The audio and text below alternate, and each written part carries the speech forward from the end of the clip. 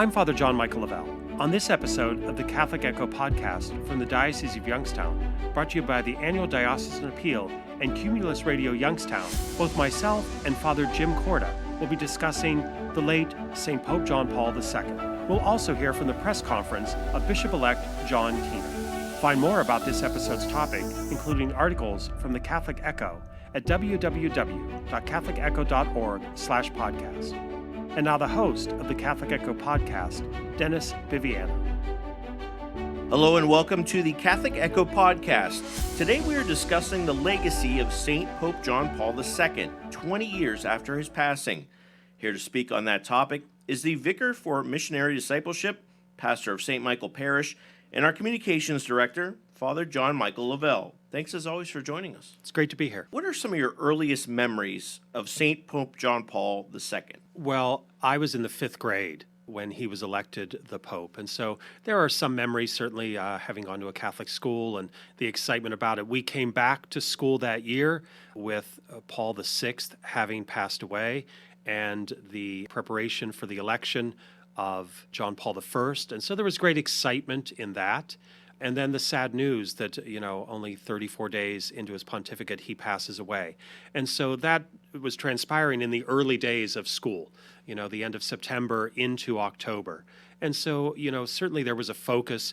It would be my first experience. We were going over to the church, and the church was draped in black. And then the prayers that were said for the election of a new pope, and then to get this news that we have a new pope, and then a little confusing for young kids because he just takes the name John Paul II. But then more talk about him being non-Italian, him being Polish, being in his late 50s at that time, and then seeing all that black bunting and crepe come down and gold and white everywhere, and really just a great celebratory mood over this new pope. First time in 455 years, first non-Italian pope. Is there anything else you discovered about that time, later on as you became a priest, about the history of the Catholic Church? I think looking back, of course, it was rather unique that it was, as you said. You can say 400 and some years, but it's forever for most people's mindset that had happened. And it was really not just that he wasn't the traditional Italian cardinal being elected, but that he was Polish, but that it really was his youth and vigor and excitement to lead the church into a forward direction. One of the things John Paul really came to increase. Now, it's also partnered with what's going on in the world at that time. The fact that travel was easier, that communications were ever emerging, so we would see him on the news. We would see planes landing in airports. We would see him bounding down the steps and kneeling down and kissing the ground of the country he was visiting. Those things were completely foreign to a couple generations ago.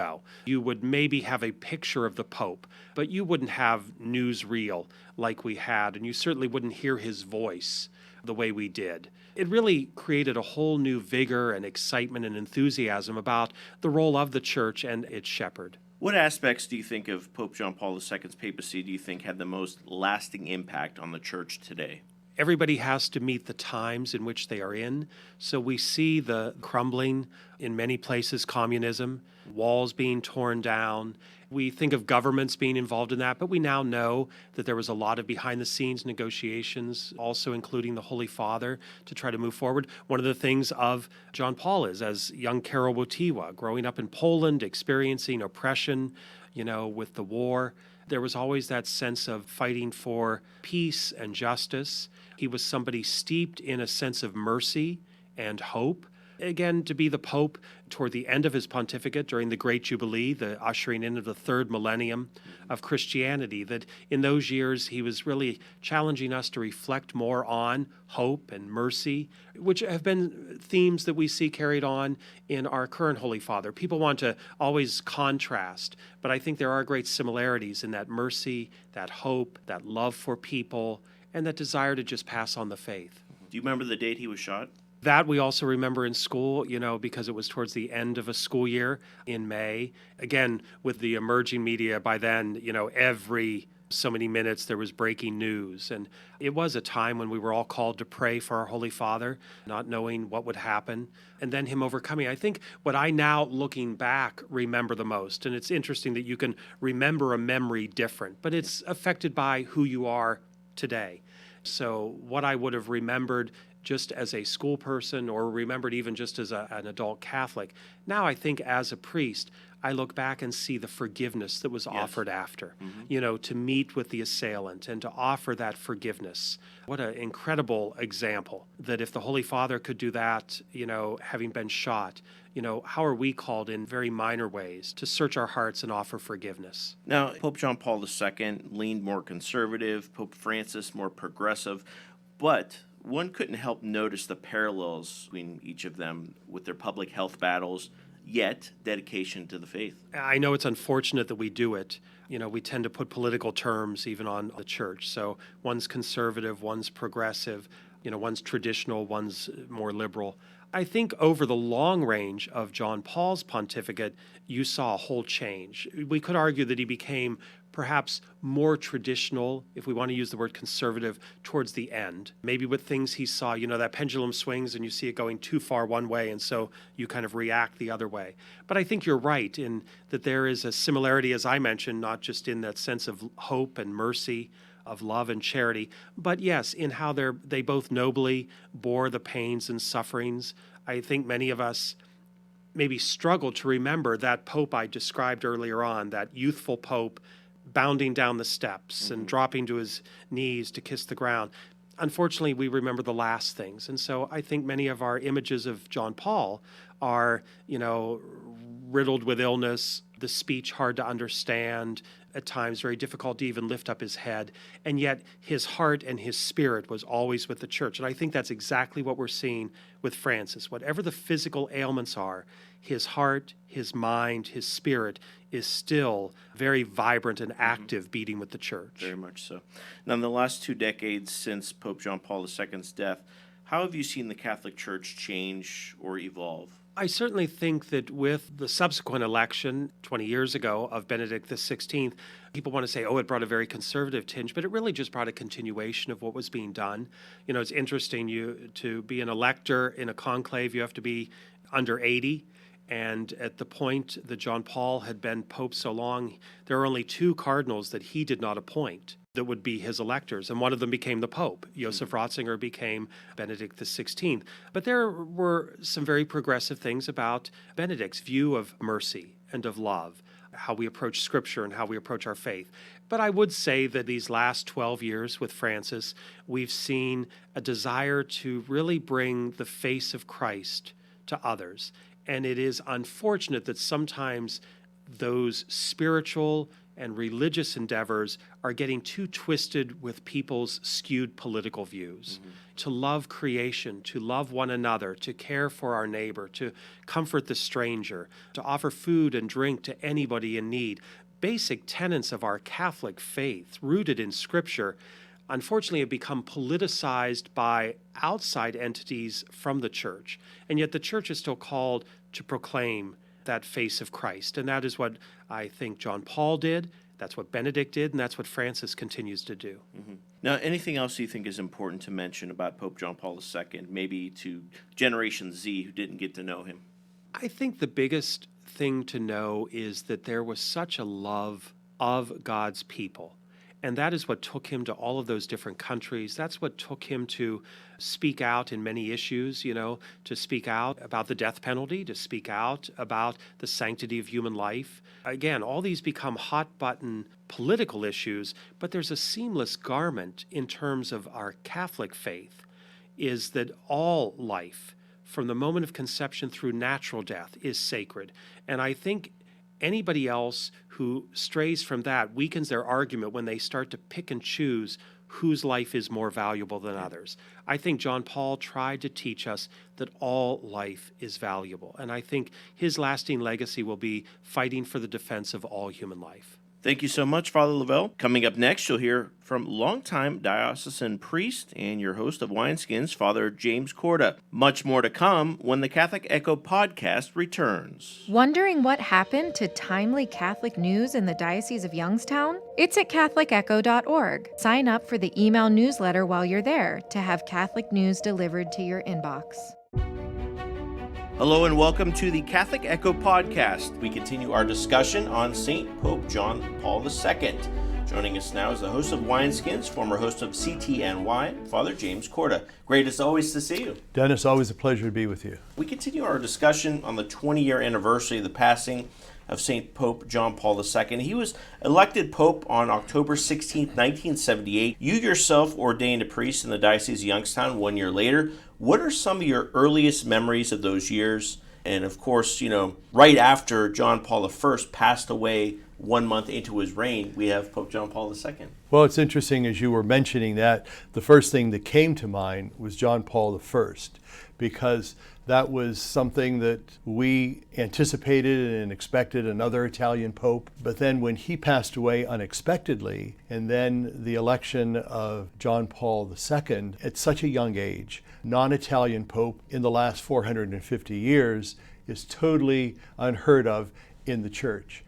He has a lot of significant milestones that he created when he was inaugurated as Pope. What were your first impressions of him? Well, I think his energy, first of all, he was 58 years old. That's very young to be elected as Pope. Just storming out of the gate as a young Pope, visiting all these countries around the world, and that was unheard of.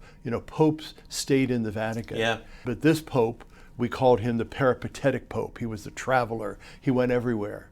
And so I think being able to spread the faith, but also being a calming presence in the midst of turmoil in many of these countries that he visited, was something that spoke to his legacy. And what kind of turmoil, for those who aren't too familiar? Well, he would have gone into places where there would have been genocide, there would have been war, communism, just to name a few things.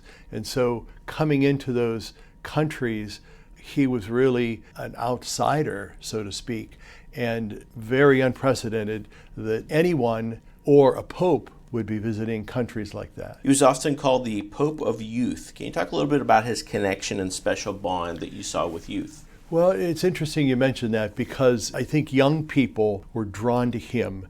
And I don't always understand what the aura was. I wasn't young, I was a young ordained priest at 25, but yet, we were involved with so many other things that we didn't concern ourselves with what the Pope was always doing. But the interesting thing was, for young people, they were gravitated towards him. Mm-hmm. And I think because he spoke very simply, he spoke from the heart. He was someone who was approachable. In multiple languages too, just like Pope Exactly. Francis. Was able to speak multitude of languages, but was able to reach out and affect so many things that affect young people. As you look at his assistance in overthrowing European communism, I mean, that was a big deal, especially for young people in communist countries back then.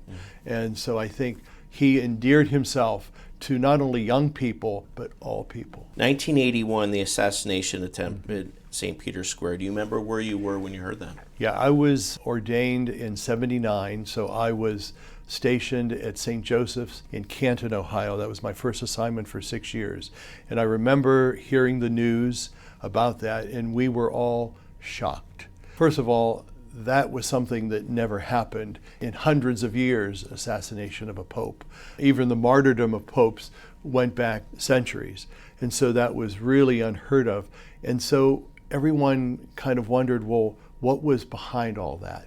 And so there's that yearning to understand what's going on. Yeah. And then his subsequent forgiving Ali Ahmed for shooting him, and then not even worrying about those theories of why it happened, but understanding that he weathered the storm, he got better, he continued his visiting of different countries, and he continued to speak the truth and was not afraid of that. What does that say about him, and and what could we learn as Catholics from that? Well, oftentimes we're the type of people that don't always speak out when we need to.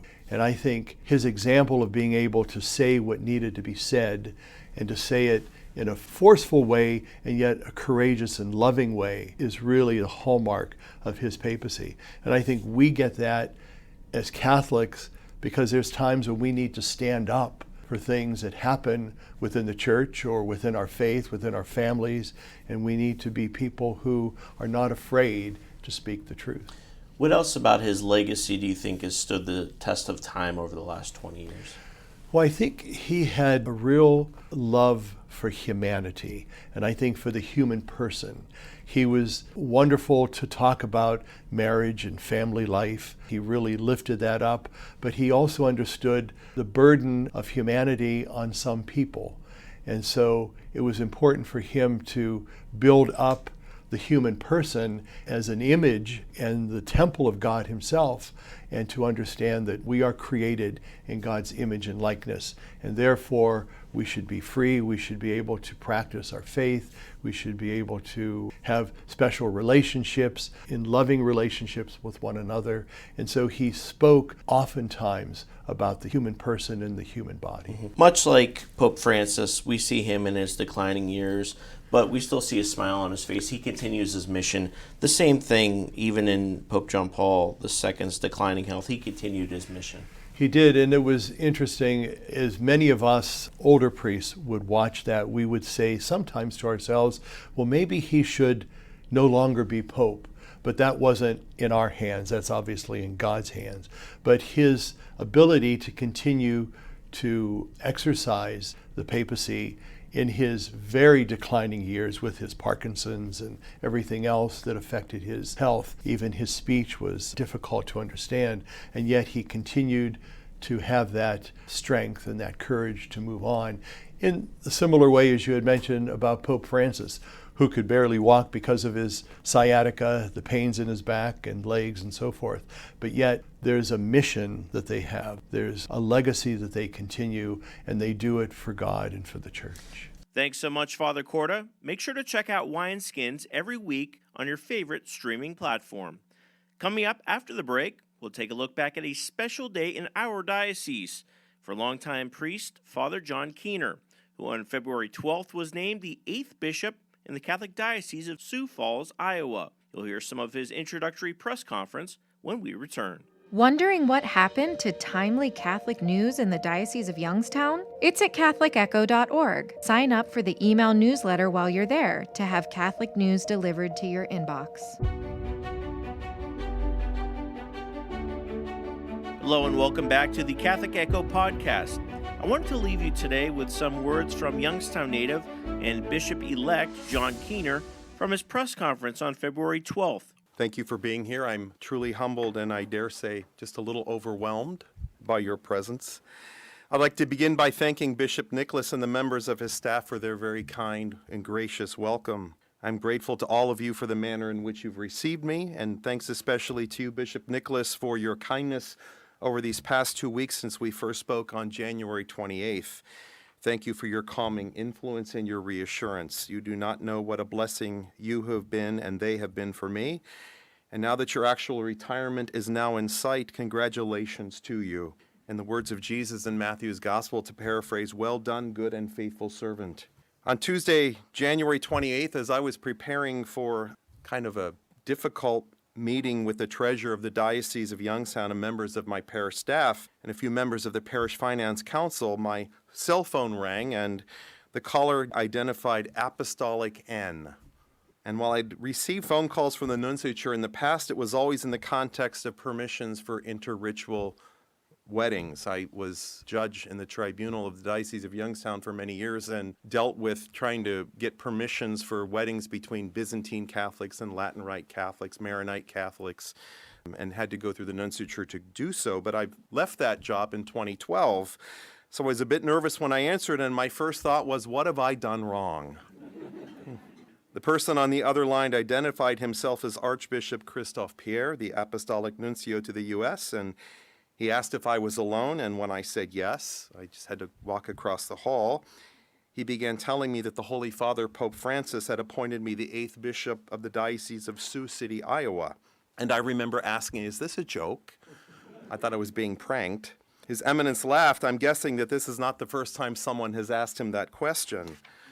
He reassured me that it was not and simply said, didn't ask, you will accept, yes? I think I asked if I could talk with my spiritual director, and he responded, well, of course, he cannot make the decision for you. And I'll be honest, I don't remember much more of the conversation, except that I did indeed say yes, other than the fact that he told me that my bishop, Bishop David Bonner, was already aware. And then he told me that he would call me back shortly, and I immediately pulled up Google Maps to see exactly where on earth Sioux City is, since I had no idea. I walked across the hall to where my meeting was about to take place and informed my parochial vicar, Father Hetzel, and my business manager, Michael, that they would have to proceed without me, which made them nervous. And I called Bishop Bonner, who was expecting my call. I'm grateful to him for calling me down from the proverbial ledge and for reassuring me that everything would be okay. And as I hung up, my phone almost immediately began ringing, and it was Bishop Nicholas, who also proceeded to reassure me that I was not delusional, and once again that everything would be okay. And so I went back to my meeting, but remember nothing from it, and remember nothing of what was discussed. And later that evening at dinner, Father Hetzel kept asking, are you okay? Are you okay? So I stand before you today truly humbled by the Holy Father's decision to name me a bishop, and truly grateful to be here among you. Truly grateful for the Holy Father's trust in my abilities, and truly grateful that the Holy Spirit is in charge, and that my best course of action is to get out of the way and to allow the Holy Spirit to guide me and to allow myself to decrease that Christ might increase. I completed a 3-month sabbatical in early November, the greater part of which consisted of a pilgrim's walk beginning in Saint-Jean-Pied-de-Port, France, and proceeding for approximately 500 miles across northern Spain on the fabled Camino de Santiago. And when Bishop Bonner incredulously asked me nearly 2 years ago why I felt compelled to do this, I assured him that my vocation was not in danger. I loved the church, I loved being a priest, but somewhere along the way I had lost sight of Jesus, and I needed to find Jesus again. And my time away, which included a fall and a 30-foot slide down the mountain on day 1 when nobody could hear me scream, and walking through a hurricane around day 30, this only reassured me that I had been in Jesus' presence all along, and that I had but to open my eyes to see him, to recognize him, and to know him. I was ordained a priest on June 12, 1993 in St. Columba Cathedral, where I would later serve for 6 years as vice-rector and 6 years as rector, and I was ordained by Bishop James Malone. I'm grateful to him for ordaining me to the priesthood, and I continue to pray for him every day. 4 years after ordination, our next bishop, Thomas Tobin, a friend of Bishop Nicholas's, sent me to Rome to study canon law at the Angelicum. I'm grateful to him for his confidence in me at a time when I did not recognize my own abilities, and for all that he taught me while I served as his master of ceremonies. Upon returning from Rome, I spent the next 20 years serving in Youngstown, in the city itself, no more than 10 minutes from the house in which my parents had bought just a month before my twin sister and I were born, and which I continued to own along with my younger brother. In 2019, when Bishop George Murray asked me to take a parish in North Canton, just a little over an hour away from home, I thought my heart would break. At the time, my mother was living in an assisted living facility across the street from my school, and I could literally see her bedroom window from mine. But in a very short time, I came to love North Canton and Uniontown, the 2 parishes where I served, and their wonderful people. And again, when less than a year ago, Bishop Bonner asked me to take 4 parishes strung along the north coast of our diocese, along Lake Erie and Ashtabula County, I also thought my heart would break. I quickly came to love those 4 communities as well, and thought I'd found a lasting home. Incidentally, I'm used to snow because on Thanksgiving weekend we had nearly 5 feet of snow.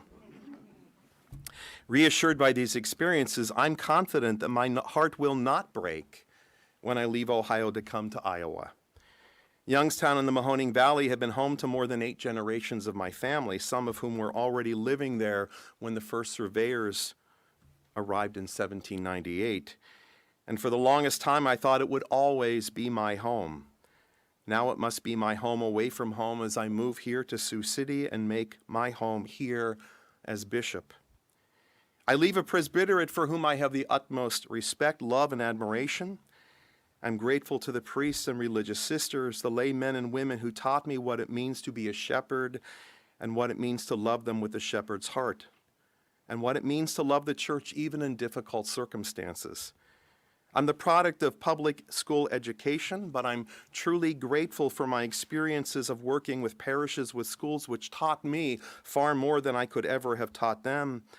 I'm grateful for my experiences of working with young adults as Newman Center chaplain for Youngstown State University, for the time I spent working with the Department of Canonical Services, and the very good men and women who taught me what it means to serve with love and patience those whose hearts were broken and in need of healing.